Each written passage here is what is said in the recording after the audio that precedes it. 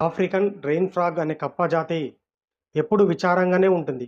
దాని ఫేస్ జూస్తే ఎప్పుడు ఏదో కోల్పోయిన దానిలా విచారిస్తూనే ఉంటుంది.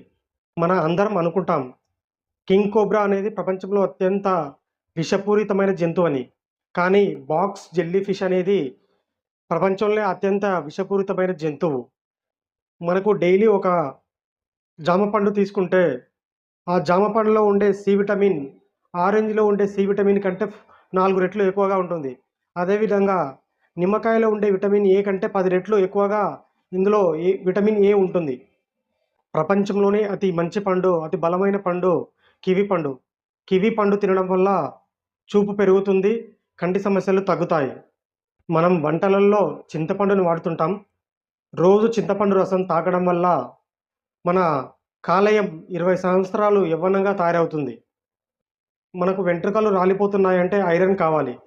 చింతపండు రసం తాగడం వల్ల ఐరన్ పుష్కలంగా లభిస్తుంది. నిప్పుకోడి అనే పక్షి గురించి మనకందరికి తెలిసే ఉంటుంది.